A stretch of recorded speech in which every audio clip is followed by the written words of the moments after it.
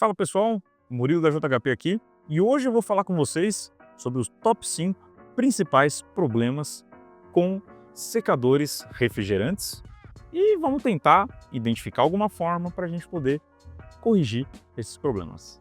Então, primeiro deles que eu vejo por aí, quando a gente instala secadores refrigerantes em locais quentes ou locais com presença de sol e calor direto neles. Para quem viu aquele meu vídeo sobre secadores, vai lembrar que o nosso secador por refrigeração ele é uma máquina térmica.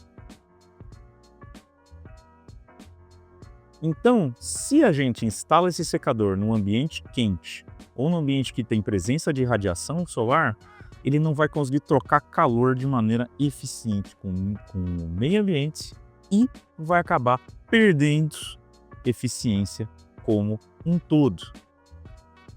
Então, nós precisamos sempre instalar os nossos secadores em locais arejados que o sol não consiga bater diretamente neles. O segundo problema que a gente vê por aí, quando a gente usa secadores de ar de maneira intermitente. Então a gente tem aqui o compressor, o secador, e aí a gente fica demandando ar de bastante forma, em bastante vazão e de repente a gente para.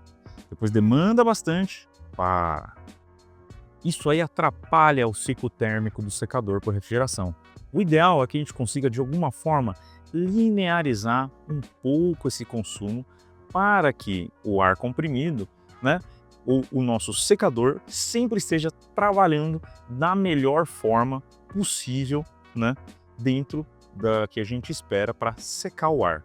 Ou se essa demanda ela for variar, que ela varie o menos possível para que a gente consiga manter o nosso secador sempre na melhor performance dele. Se você tem um processo que não adianta, você vai ter que usar ar de maneira intermitente, então a gente da JHP aconselha você a partir para um secador de adsorção, que daí ele pode trabalhar de maneira intermitente sem nenhum problema. Quando o secador de refrigeração é melhor para quando você tem uma demanda constante de ar comprimido. Isso já leva a gente para o terceiro problema.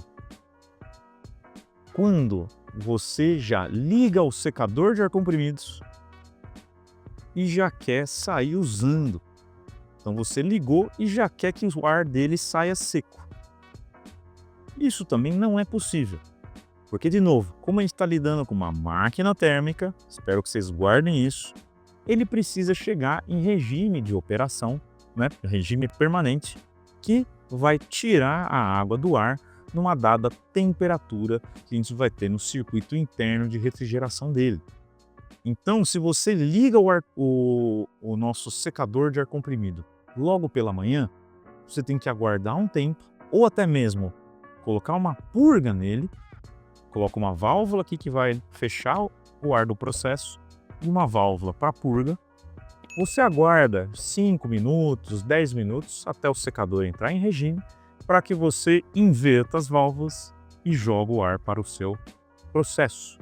Então, se você desliga o secador de ar comprimido toda noite na sua empresa, no dia seguinte, faça com que a turma da produção ou manutenção faça esse ciclo de você ligar o secador, deixar ele purgar durante uns 5 minutos para depois abrir o ar para o seu processo. Quarto grande problema, quando a gente subdimensiona o secador de ar comprimido. Então você tem lá uma demanda muito alta e o seu secador é pequenininho. Isso vai fazer com que o seu secador não consiga remover toda a umidade do ar de maneira eficiente, porque afinal ele está jogando muito ar quente no seu secador e ele não consegue dar conta de retirar todo aquele calor e retirar toda aquela umidade por consequência. Então, às vezes você não usou aquela regrinha que a gente aprendeu no último vídeo, que para cada HP de compressor, a gente aproximadamente tem 4 SCFM de vazão. Então, se nós temos um compressor de 100 HP, nós precisaremos de um secador para 400 SCFM. aproximadamente. Não usem isso para valer. Contratem uma empresa profissional para especificar para vocês. Mas isso aqui é uma bela de uma aproximação. E também quando a gente superdimensiona um secador por refrigeração. Pô, então vou pôr um puta de um secador na minha empresa, né? Para uma demanda pequenininha. Você também vai correr o risco de congelar a água dentro do seu secador, dentro da tubulação dela. E aí o seu secador vai entupir. Então você não pode especificar, por exemplo, um secador de 400 pés para um compressor, por exemplo, de 5 HP, que vai dar aproximadamente 20 pés SCFM de vazão. Se você colocar um secador para 400 pés, você vai acabar correndo o risco de congelar a água dentro do seu secador, e aí você vai entupi-lo e ele vai parar de funcionar, podendo até causar um problema aí de estourar alguma tubulação, alguma coisa do tipo, dependendo de como for o projeto do seu secador. Pessoal, então esses são os principais problemas que a gente vê por aí na indústria. Se você tiver algum outro problema que você já teve com o seu secador e você gostaria de dizer para a gente aqui, deixa nos comentários. Pode ser que ele esteja fora desse top 5, pode ser que ele seja um problema um pouquinho mais raro, mas ainda assim pode ser que valha a pena que a gente fale sobre ele num próximo vídeo. Gente, muito obrigado e até a próxima.